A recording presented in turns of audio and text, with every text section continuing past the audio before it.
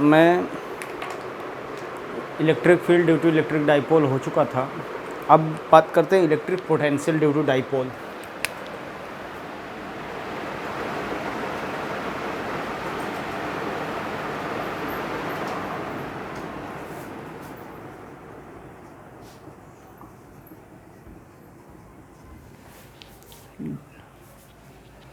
ये मैं लाइव में पढ़ा चुका हूँ, अभी मैं ऑफलाइन वीडियो बना रहा हूँ तो उसको दोबारा से कवर कर रहा हूँ। जिन बच्चों का छूटा होगा उन वो भी देख लेंगे।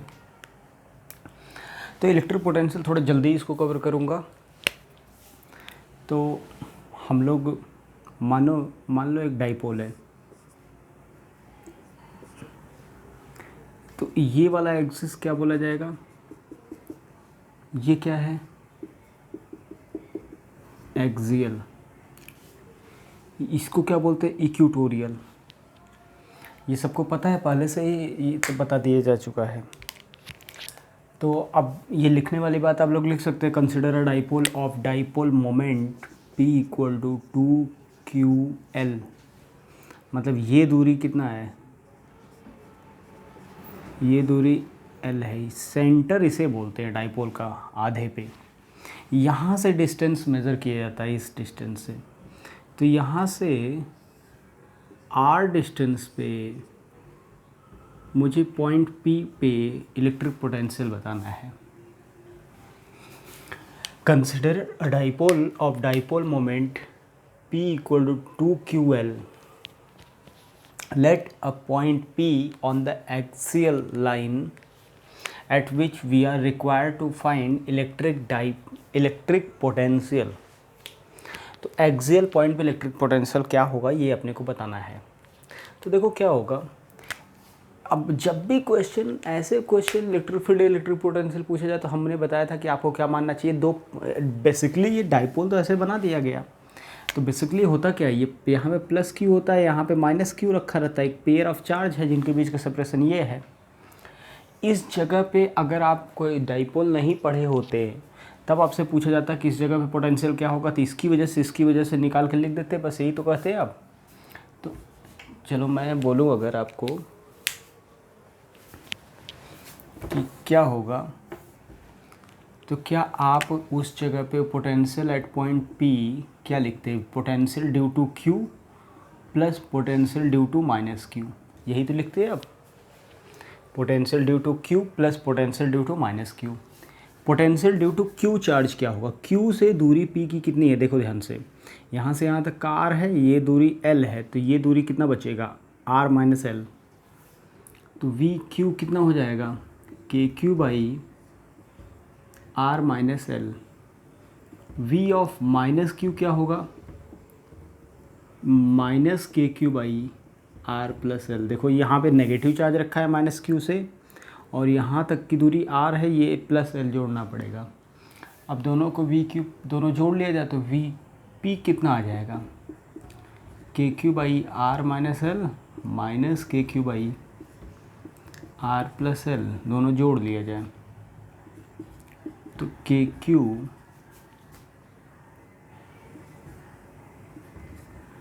R minus L minus 1/R plus L। ये दूरी R plus L minus of minus R, R plus L minus R plus L, R square minus L square. 2L, देखो क्या बन गया? 2L हो गया, 2KQL by R square minus L square. ये इसको मिला के मैं क्या P लिख सकता हूँ? देखो ध्यान से, इसको मिला के मैं P लिख सकता हूँ। इसको मिला के अगर मैं P लिख दूंगा तो देखो क्या बना, VP is equal to KP by R square minus L square. ये अगर मैं अप्रॉक्सीमेशन यूज करूँ, if R is much greater than L, क्यों ऐसा कर रहा हूँ, क्योंकि यार पोटेंशियल आपसे पूछा जाता है कि डाइपोल से 1 मीटर की दूरी बताओ, 50 मीटर की दूरी बताओ, और ये डिस्टेंस L जो होता है वो मिलीमीटर के ऑर्डर का होता है। तो 1 मीटर में 1 मिलीमीटर जोड़ना मतलब 1000 लीटर पानी में 1 ml निकाल लेना, तो वो समझ में आ रहा होगा।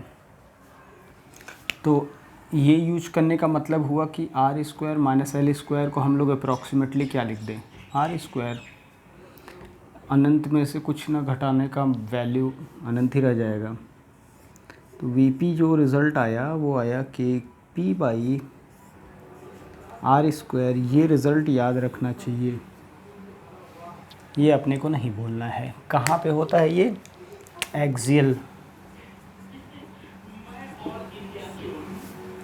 एक्सियल पॉइंट पे होता है। इसमें कोई किसी को कष्ट नहीं होना चाहिए, ठीक है। इसको ज़रा नोट कर लो।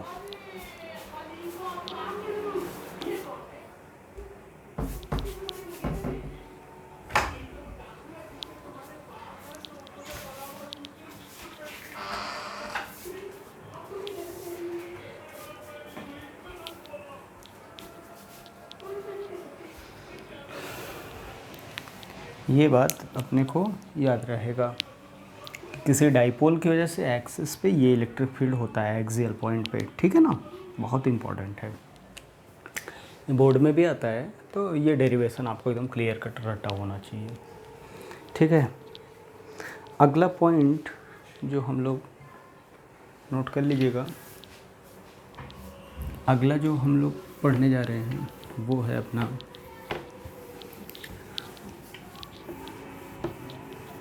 इक्वेटोरियल पॉइंट पे। कहाँ पे इलेक्ट्रिक फील्ड, इक्वेटोरियल पॉइंट पे इलेक्ट्रिक फील्ड।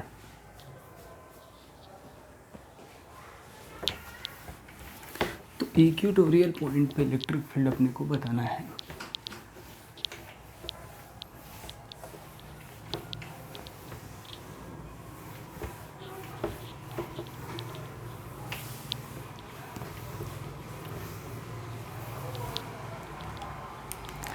इक्वेटोरियल पॉइंट पे इलेक्ट्रिक फील्ड। तो इक्वेटोरियल पॉइंट ध्यान से देखो बच्चों, ये डाइपोल है, बहुत ध्यान समझो। तो परपेंडिकुलर बाइसेक्टर जो होता है वो इक्वेटोरियल बोला जाता है। इक्वेटोरियल पॉइंट क्या है, ये इक्वेटोरियल लाइन है, ब्लू कलर से जो मैं बना रहा हूँ। यहाँ पे किसी जनरल पॉइंट P पे, जो कि डाइपोल से r डिस्टेंस पे है, ठीक है। फिर से again you can write, consider a dipole of dipole moment P equal to 2ql and let a point P on the equatorial line which is at a distance r from the dipole. P is the point where we have to calculate electric potential due to dipole. तो फिर से मैं बात करता हूँ आपसे, आप लोग को ये बात तो समझ में आ रहा होगा कि ये दूरी भी मैंने L माना है, ये दूरी भी L माना है। तो ईमानदारी से आप लोग मुझे बताओ कि यहाँ पे डाइपोल का मतलब होता है यहाँ पे माइनस क्यू, यहाँ पे प्लस क्यू। अब बच्चों क्या आपको दिखाई दे रहा है कि इस पॉइंट पे इलेक्ट्रिक पोटेंशियल लिखने का मतलब पोटेंशियल एट पॉइंट P, इसका मतलब हुआ potential due to plus Q plus potential due to minus Q, ठीक है। कुछ करने की ज़रूरत नहीं है, कुछ बच्चों डायरेक्टली देख सकते हैं कि ये दूरी और ये दूरी, ये दूरी और ये दूरी दोनों ही बराबर है। ये R1 बोल दिया जाए 1 मिनट के लिए, ये भी R1 बोल दिया जाए, तो R1 की value V due to Q कितना हो जाएगा बताओ तो। Q की वजह से कितना हो जाएगा ये दूरी, KQ by R1, V due to minus Q कितना हो जाएगा, माइनस KQ बाई R1। ज़रा दोनों को जोड़ दोगे तो क्या आ जाएगा, VP आ गया अपना 0।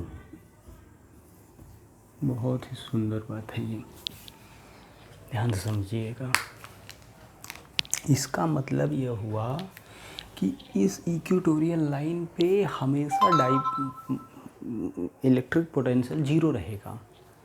इस डाइपोल मोमेंट का जो परपेंडिकुलर बाइसेक्टर होता है, जिसे हम लोग बोलते हैं इक्वेटोरियल लाइन पे हमेशा इलेक्ट्रिक पोटेंशियल क्या रहेगा, जीरो रहेगा। तो इसका मतलब हम इसे क्या बोल सकते हैं, इस लाइन को बोल सकते हैं zero potential line.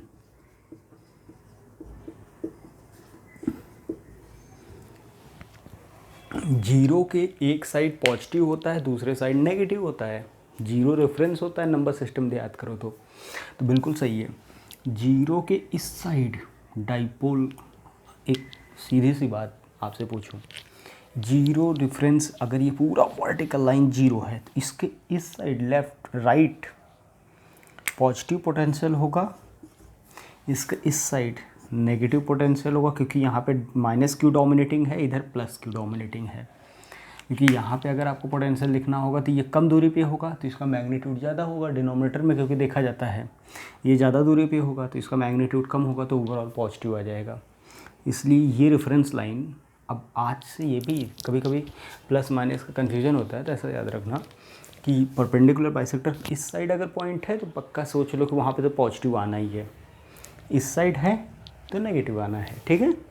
Electric potential due to electric dipole at equatorial point is always equal to zero.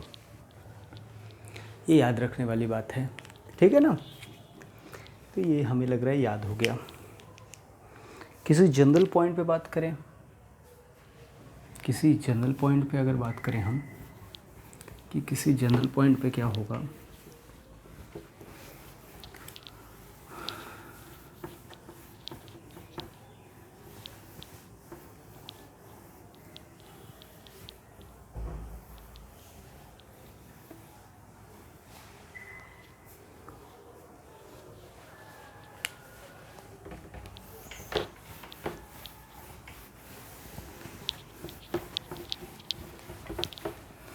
किसी जनरल पॉइंट पे इलेक्ट्रिक पोटेंशियल अगर अपने को बताना है तो याद करो, इलेक्ट्रिक फील्ड अगर जनरल पॉइंट पे हमें बताना था तो कैसे बताया था हम लोगों ने, जिस तरह इलेक्ट्रिक फील्ड बताया था वैसे इलेक्ट्रिक पोटेंशियल। तो अगर किसी जनरल पॉइंट पे इलेक्ट्रिक पोटेंशियल बताना है तो बच्चों देखो, यहाँ से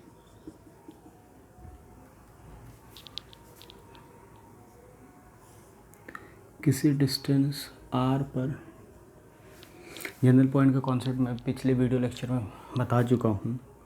यहाँ से डाइपोल से एंगल थीटा लिया जाता है, थीटा एंगल पे सेंटर से डिस्टेंस r हो उस पॉइंट का और डाइपोल से एंगल थीटा हो। थीटा अगर 90 डिग्री हो गया तो वो इक्वेटोरियल लाइन बन जाएगा, थीटा 0 डिग्री हो जाएगा तो एक्सियल लाइन बन जाएगा, थीटा 90 से ज़्यादा हो जाएगा तो इक्वेटोरियल के इधर का कोई रीजन आ जाएगा, 90 से कम रहेगा तो इधर, वो तो थीटा पे डिपेंड करेगा। थीटा 180 से ज़्यादा हो जाएगा तो इधर का रीजन पूरा कवर कर लेगा, थर्ड क्वाड्रेंट कवर कर लेगा। थीटा 270 to 360 के बीच रहेगा तो ये फोर्थ क्वाड्रेंट कवर कर लेगा पूरा रीजन, ठीक है। तो कोई पॉइंट P है बच्चों जहाँ पे मुझे बताना है, तो ऐसे प्रॉब्लम को सॉल्व करने के लिए मुझे क्या करना चाहिए, आपको पता है कि मुझे डाइपोल के दो कंपोनेंट कर लेने चाहिए। एक तो डाइपोल हो जाएगा ये P cos थीटा, एक बन जाएगा डाइपोल ये P sin थीटा। तो आप ज़रा सोचो, फॉर P sin थीटा,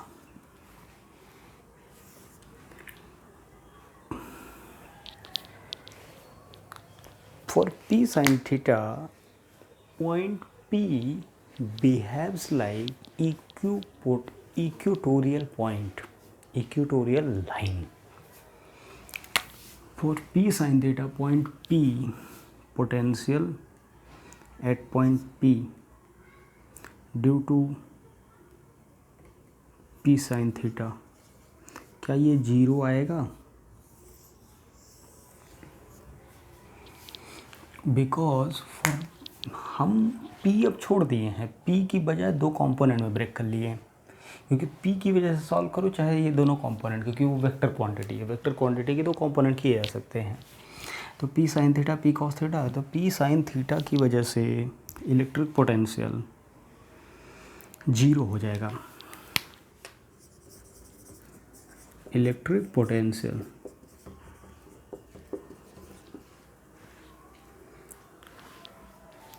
तो अब मैं पूछूं for P cos theta,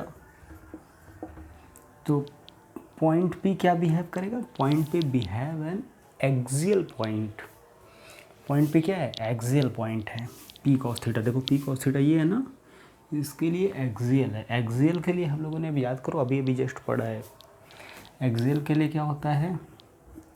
due to P cos theta, इसके लिए जो आ जाएगा वो हो जाएगा K P cos theta by R square. तो दोनों का नेट तो हम स्केलर क्वांटिटी दोनों को जोड़ लेंगे, तो वी पी जो बना वो बना K P cos theta by R square.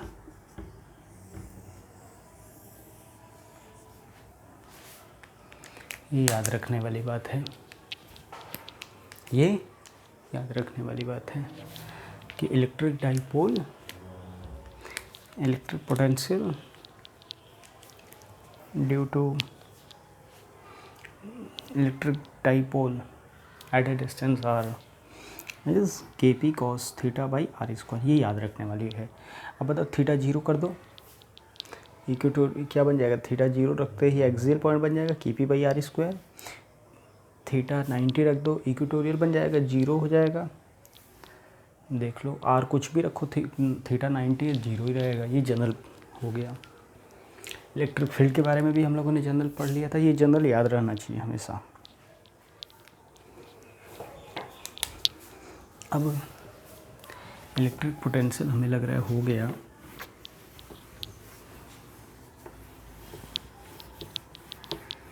ज़्यादा इसमें टाइम पास करने की ज़रूरत नहीं है।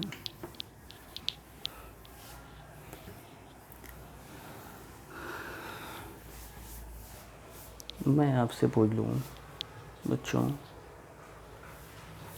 कि 1-2 क्वेश्चन कर लिया जाए पोटेंशियल पे बेस्ड, बस इलेक्ट्रिक पोटेंशियल हो जाए।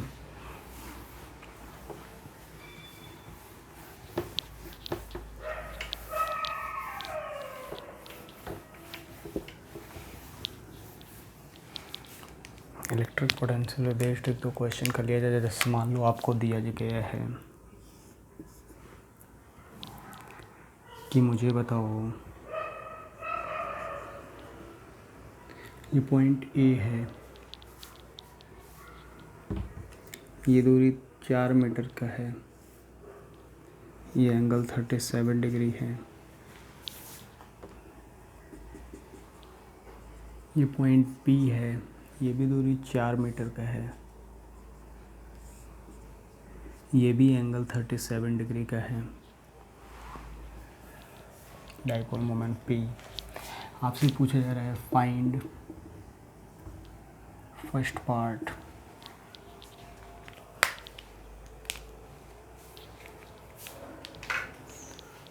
Potential at A, potential at B, B part electric field at A, electric field at B, C part work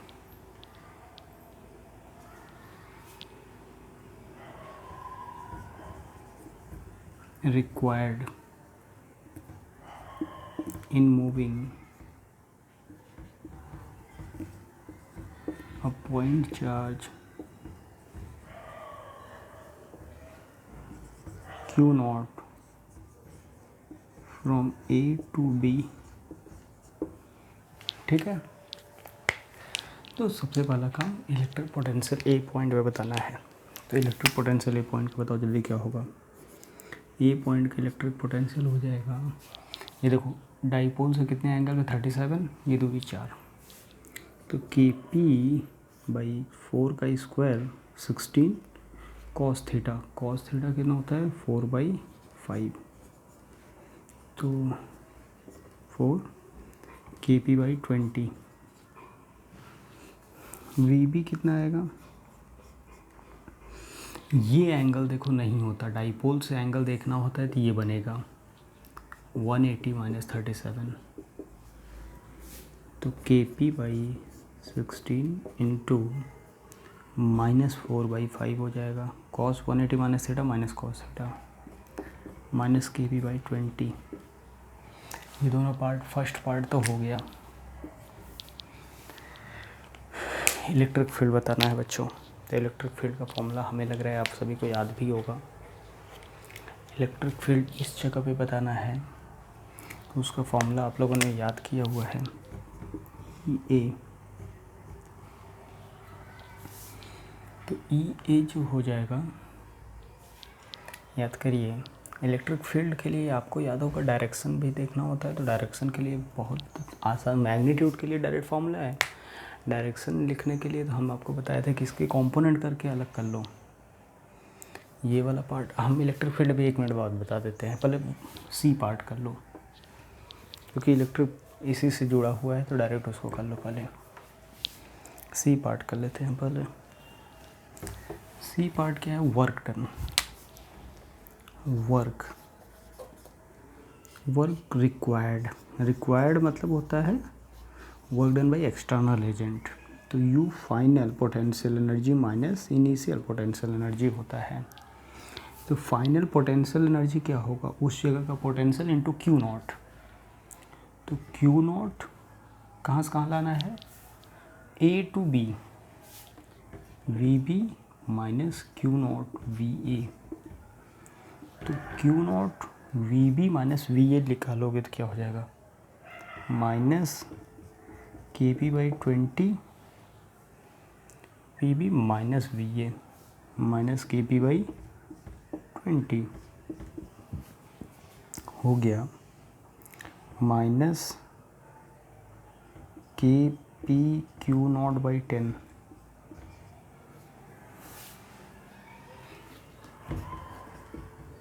इतना जूल आ गया आंसर, देख लो, नोट कर लो।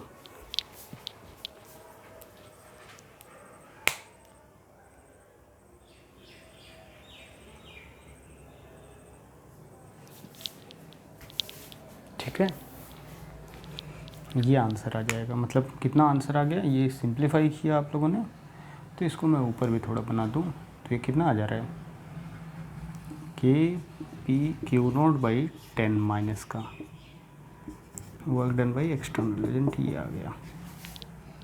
ठीक है, इतना जूल।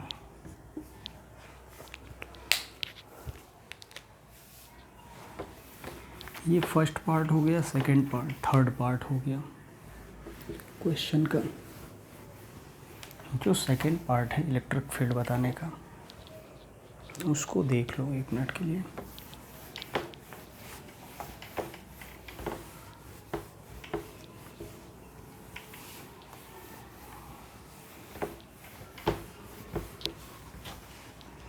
किसी भी जगह पे, जनरल किसी भी जगह पर अगर आपको इलेक्ट्रिक फील्ड का डायरेक्शन भी बताना हो, मतलब इलेक्ट्रिक फील्ड तो वेक्टर क्वांटिटी, मैग्नीट्यूड के लिए डायरेक्ट फार्मूला पता है। देखो इलेक्ट्रिक फील्ड का डायरेक्ट फार्मूला है kp/r³ √1 + 3 cos² थीटा। लेकिन अगर डायरेक्शन भी बताना है तो जो आपको हमेशा मैं एडवाइस करूँगा कैसे किया करो, कि जिस जगह पे जैसे ए पे बताना है तो इसके 2 कंपोनेंट बना लो। E A का कैलकुलेशन देखो, ध्यान समझो। ए पॉइंट यहाँ पे है, डाइपोल ऐसे है, मैं छोटे थोड़ा बना रहा हूँ। डाइपोल को 2 कंपोनेंट बना लो, एक कंपोनेंट इधर, एक कंपोनेंट ऐसे। तो आपको पता चल रहा होगा इधर वाला कंपोनेंट P cos थीटा, ये वाला P sin थीटा। तो P cos थीटा जो हो जाएगा 4p/5 3p/5। ठीक है, ये जो पॉइंट है A, ये इस जगह पे ये इसकी वजह से एक्सियल पॉइंट बना, तो एक्सियल पॉइंट की वजह से होता है 2k, p की जगह 4p/5 बाई आर क्यूब, 16 का क्यूब, 4 का क्यूब 64। ठीक, इसकी वजह से इक्वेटोरियल की वजह से हमें याद है कि इक्वेटोरियल की वजह से इलेक्ट्रिक फील्ड डाइपोल के अपोजिट होता है। डाइपोल के अपोजिट होता है, मैं ब्लैक कलर से बना देता हूँ। इधर बनेगा kp/r क्यूब होता है, k p की जगह 3p/5 बाई 64। आंसर क्या होगा, इन दोनों का रिजल्टेंट ये आ गया। अब this square plus this square, इसको E1 E2 बोल के सॉल्व कर सकते हो आप लोग, ठीक है ना। ये आंसर आ जाएगा। तो ये क्या हो जाएगा, ये हो जाएगा अंडर रूट ऑफ इसका स्क्वायर प्लस इसका स्क्वायर। तो मुझे लग रहा है कि देखो कि 3p/5/64 का whole square plus 2k 4p/5/64 का होल स्क्वायर, इसको सिंप्लीफाई कर दोगे तो आंसर आ जाएगा। हमें लग रहा है kp/5/64 ये सब बाहर निकाल के अंदर सिंप्लीफाई किया जा सकता है। एकदम आसान है, कोई कष्ट नहीं है। सिमिलरली अगर मुझे b के लिए बताना है तो b के लिए भी ऐसे ही करेंगे। डायरेक्शन अगर बताना है तो समझना है तो, नहीं तो डायरेक्ट फॉर्मूला है मैग्नीट्यूड के लिए। डायरेक्शन समझने के लिए वेक्टर में बनाना है, नहीं तो डायरेक्ट फॉर्मूला है, मैग्नीट्यूड के लिए फॉर्मूला है। ठीक है बच्चों, तो देखो इसको हमें यहाँ पे बताना है तो क्या करेंगे हम लोग, इसका एंगल 37 है, तो ये पॉइंट B इधर है, इसके लिए डाइपोल का एक कंपोनेंट इधर जाएगा, ऐसे बनेगा और ऐसे बनेगा। तो ये वाला जो बनेगा आपको दिख रहा होगा, ये भी 37, p cos थीटा मतलब 4p/5 इधर आएगा, 3p/5 इधर आएगा, ये 4 मीटर। आप खुद देखो इसके लिए इस बार क्या हो जाएगा, इस बार इसके लिए ये इक्वेटोरियल बना, तो इधर आ जाएगा इलेक्ट्रिक फील्ड। इसकी वजह से इक्वेटोरियल परपेंडिकुलर होता है, k 3p/5/64। इसकी वजह से एक्सियल की वजह से समझ में आता है इलेक्ट्रिक फील्ड डाइपोल के डायरेक्शन में होता है, 2k 4p/5/64। अब इन दोनों का रिजल्टेंट ले लेंगे, इधर आ जाएगा, हो गया। ठीक, ऐसे प्रॉब्लम पूछे जाएंगे तो हम लोग कर ले जाएंगे।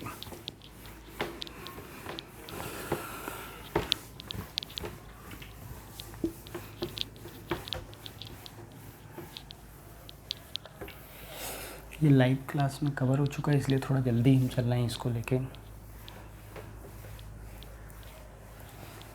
अब हम लोग बात करते हैं electric dipole placed in a uniform electric field.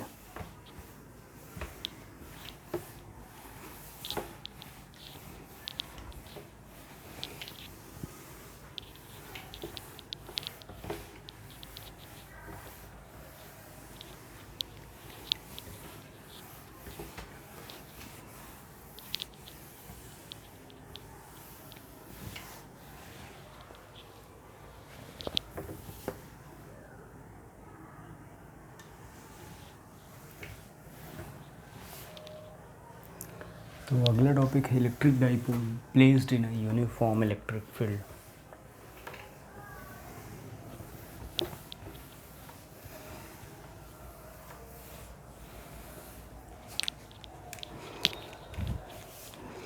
Electric dipole placed in a uniform electric field. Dipole in a uniform electric field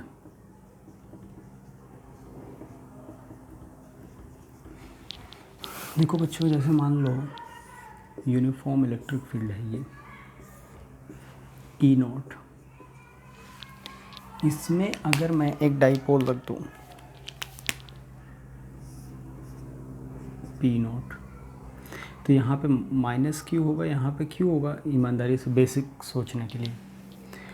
तो सबसे पहले हम डाइपोल रख रहे हैं तो हम पूछ रहे हैं क्या इस पर नेट फोर्स लगेगा, फोर्स एक्सपीरियंस करेगा। तो आप लोग बताओगे देखो कि इस डाइपोल पे तो सर इस साइड माइनस चार्ज है, तो इस साइड इस पे फोर्स F1 लगेगा, इस साइड इस पे फोर्स F2 लगेगा। F1 equal to Q E naught हो जाएगा, F2 भी क्यू ई नॉट हो जाएगा, माइनस होने की वजह से अपोजिट हो जाएगा। Net force zero, net force क्या है, जीरो। सिमिलरली अगर मैं डाइपोल ऐसे रख दूं,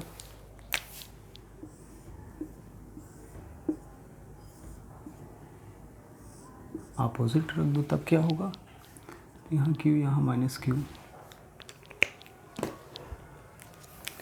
तो इलेक्ट्रिक फील्ड ई नॉट है, तो इस पॉजिटिव क्यू पे तो इधर लग जाएगा force F1 Q E naught, इस नेगेटिव पे इलेक्ट्रिक फील्ड के अपोजिट लगेगा, नेगेटिव चार्ज पे F2 equal to Q E naught. Net force आज भी जीरो है। देखो अगर मैं तीसरा सिचुएशन लूँ कि डाइपोल इस तरह रख दिया जाए इलेक्ट्रिक फील्ड में, ई नॉट इलेक्ट्रिक फील्ड किसी एंगल पे रख दिया जाए, पैरेलल रखा है, एंटी पैरेलल रखा, आप किसी एंगल पे रख के देख लिया जाए, तो भी यहाँ पे माइनस क्यू है, यहाँ पे प्लस क्यू है, तो इस प्लस क्यू पे इलेक्ट्रिक फील्ड के डायरेक्शन में फोर्स लगेगा Q E not, minus Q पे इलेक्ट्रिक फोर्स इधर लगेगा। तो आज भी देखो एफ नेट कितना बन रहा है, जीरो हो जा रहा है।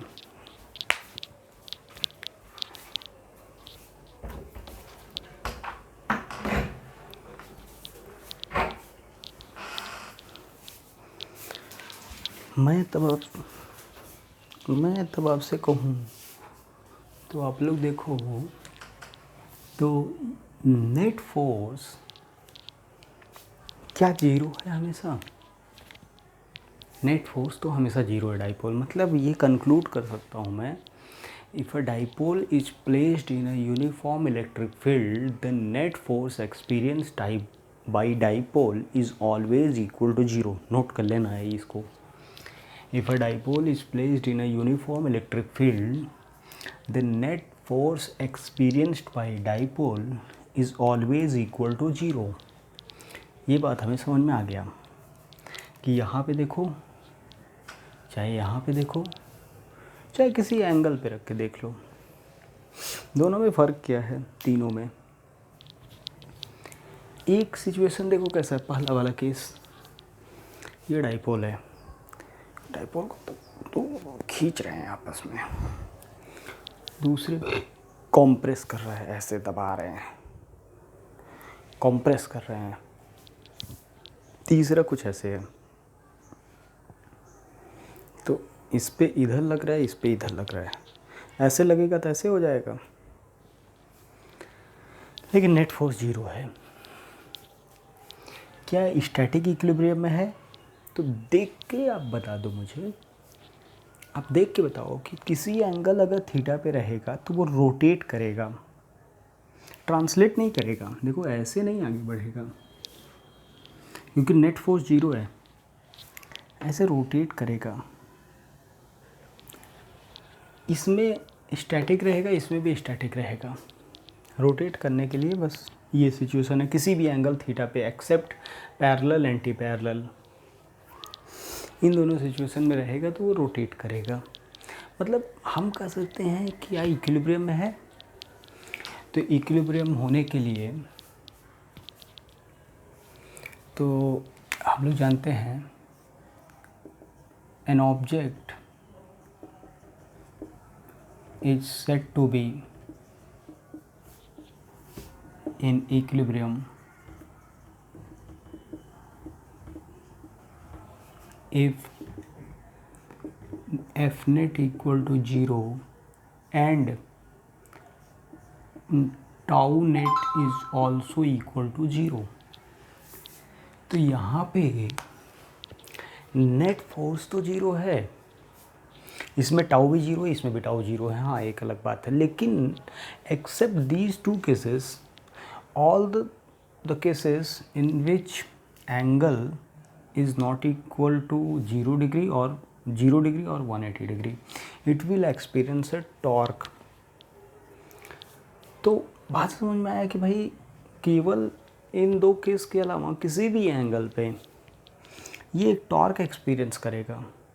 लेकिन net force irrespective of angle, net force experienced by dipole is always equal to 0 if it is placed in a uniform electric field। तो एक बात तो समझ में आता है कि टॉर्क तो हमेशा 0 है, ऑलवेज।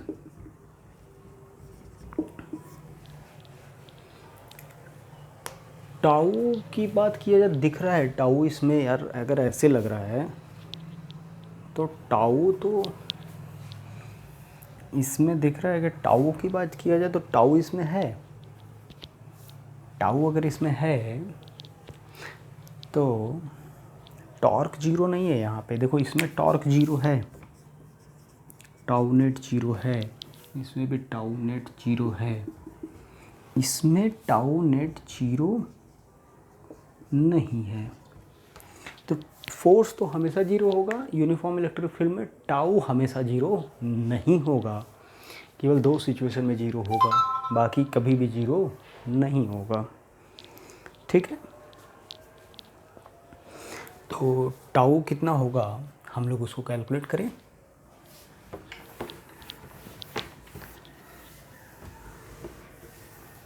टाउ कितना एक्सपीरियंस करेगा उसको कैलकुलेट कर लिया जाए।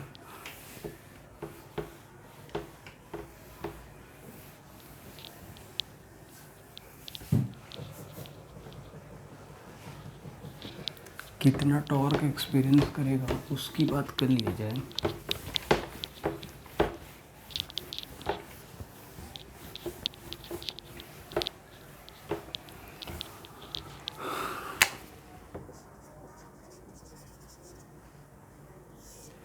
टॉर्क, तो टॉर्क बच्चों कितना एक्सपीरियंस करेगा,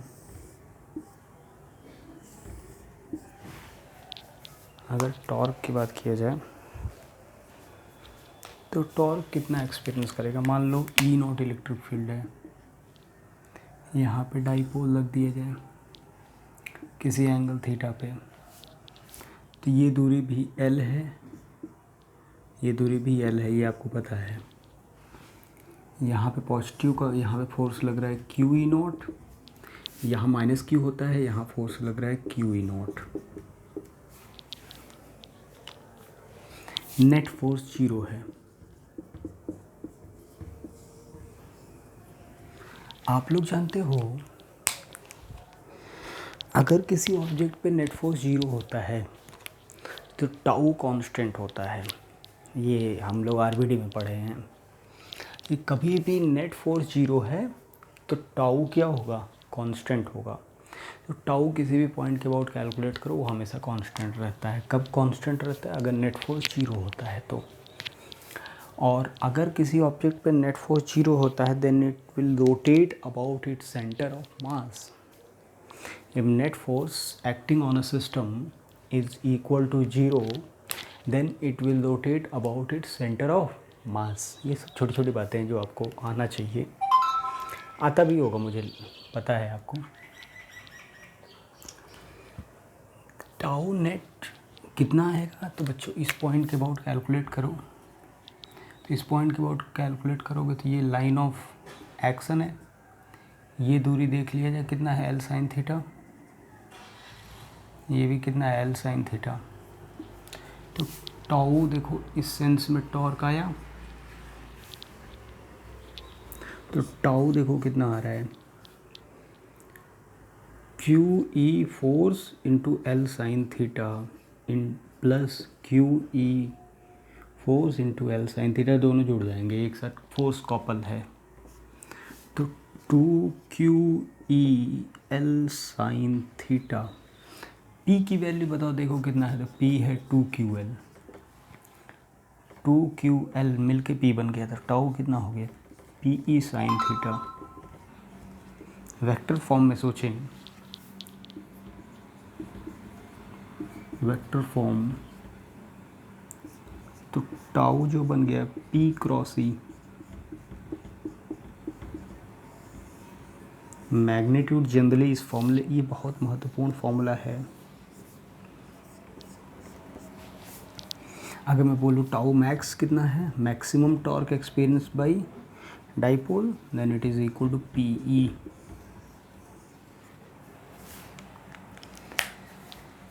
तो कभी भी डाइपोल अगर इलेक्ट्रिक फील्ड में रखा है तो उसके द्वारा टॉर्क कितना एक्सपीरियंस होगा, this is equal to PE sine theta, this is equal to PE sine theta, and force experience by dipole is always equal to 0 irrespective of angle made by dipole and electric field. ठीक है, यहाँ तक मुझे लग रहा है ये बात बहुत बट ऑब्वियस है एकदम, कोई कष्ट होगा ही नहीं। इसमें हम लोगों ने थोड़ा प्रैक्टिस कर रखा है, तो इसलिए मुझे लग रहा है कि इस पे ज़्यादा चर्चा करने की ज़रूरत नहीं है। ठीक है बच्चों, तो हमें लग रहा है टॉर्क पे इतना हो गया, टॉर्क वाली बात जो हम लोगों को करना था वो हम लोगों ने कर लिया। ठीक है।